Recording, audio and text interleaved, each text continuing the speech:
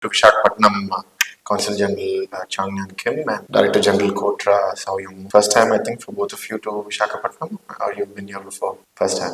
So I hope you have a good visit. And to all the dignitaries on the dais, off the dais, guests. These are all familiar faces. We all know each other. We see each other frequently. I'd like to start off by saying that I felt bad. I think we felt bad.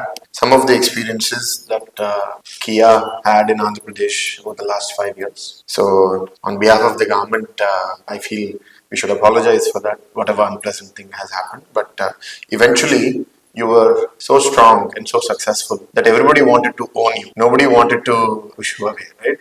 Even the earlier government wanted to claim credit for Kia coming. But I think more than the politics of it, I have visited the Kia facility and I have been there for a half-day tour. I think what you have done there, what Kia has done there is tremendous. I don't know if all of the members here have visited there, but it has really changed the landscape of that entire district. There's over 20,000 people working there. There's an energy in that environment now, which I didn't know was there before. So it's transformatory. Personally, for me, I enjoyed the Korean restaurant and I had the Korean food because I have immersed myself in Korean culture over the last decade and a half. I've been to Korea now thrice.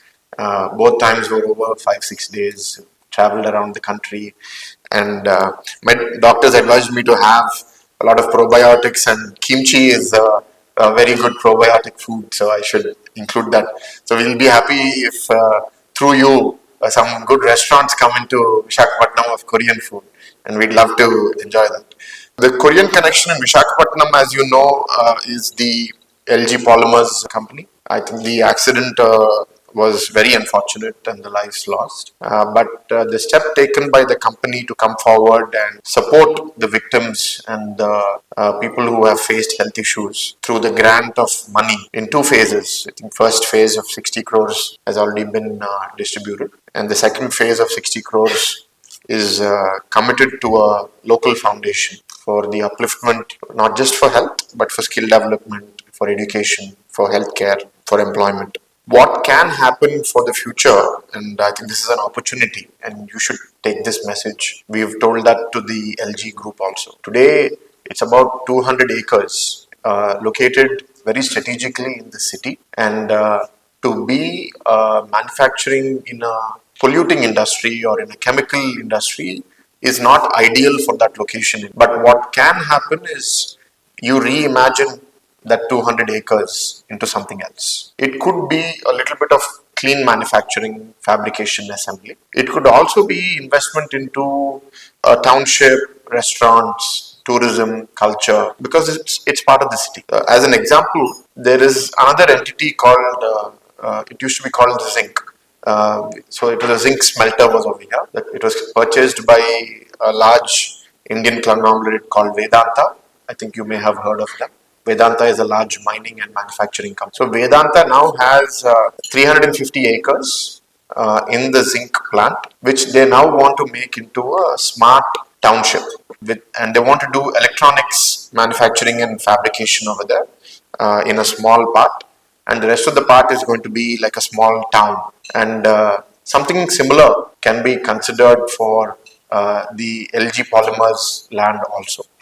And that would be transformative, because to get that parcel of land in a densely populated pocket is not easy. If you ask us to get that land, it's impossible. Now we have to go far away from the city to get that kind of land. So there is tremendous scope if LG as a group were willing to think outside the box. I think a lot of ideas can come. Korea is a very wealthy nation. As a country, we still have some way to go before we can compete. When I was in Korea, in Seoul, when we were driving around, in the inner streets, we could see Rolls Royces and Range Rovers, which you don't see very much in India in many places. So yes, it's a geographically small country, so wealth is also concentrated in that place. But there are many similarities in the culture.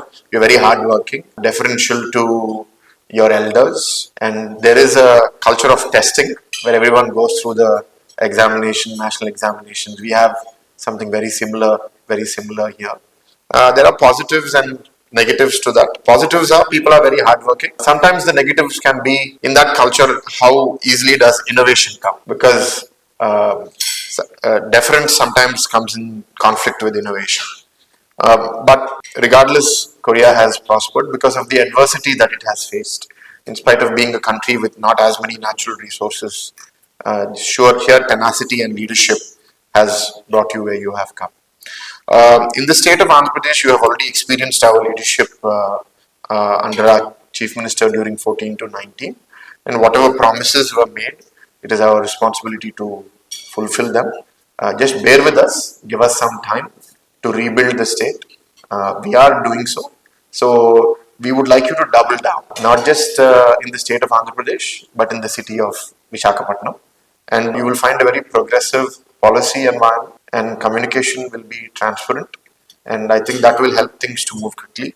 The Government of India has now given a large shipbuilding contract to the local ship company, Hindustan Shipyard Limited. And some of that work has been outsourced to a private company called L&T. I know Korea is very big into shipbuilding, and that's something that we can definitely collaborate on. The other is, see, a rich nation is not one in which, and this is something I heard as a child, is not one in which where everyone can afford a car. It is one in which the wealthy choose to use public transport. We are not there, right? All of us have cars, everyone here, and all of us drive around in the cars. But right now, Visakhapatnam has a concrete proposal to build fairly well-distributed metro network. In Korea, it's underground largely. For us, because of geographical reasons, we are going to build it above ground. If there is any Korean entity that would be interested in participating in building this metro project, we would be keen. In the first phase, we're looking at a 46-kilometer network in this city. And we are a fairly linear city. We can't spread because we have the sea on one side, mountains on another side. So a lot of our population is growing in a linear direction. So the metro has a good viability long term, maybe not immediately, but eventually it will. And food, yeah. I mean, I love Korean food. So I've been to many Korean barbecues and the hot bowls and all of that food. So if we open up boundaries here, if Koreans start coming and working here, if we can open up travel connections between the city of Visakhapatnam and Korea, either directly through Korean Air or Korean Airlines, or through Singapore or through Hong Kong, then you will see a lot more tourists coming from this region to Korea also, and vice versa. We are a very affordable tourist destination, and we would like to invest big into the growth of tourism in this region. So we have an international airport coming up in Visakhapatnam. It is the same airport operators that have built the Hyderabad airport, GMR. So this airport that is coming is going to be ready in about 18 months, and it is built to handle up to 40 million passengers annually. Currently, we're at about 3 million. So the scope is tremendous. So there's a lot of potential for collaboration. So these are some points I think for you and for the audience. I'll pause here. Welcome to Visakhapatnam, and we'd love to take inputs and feedback from the audience. Thank you.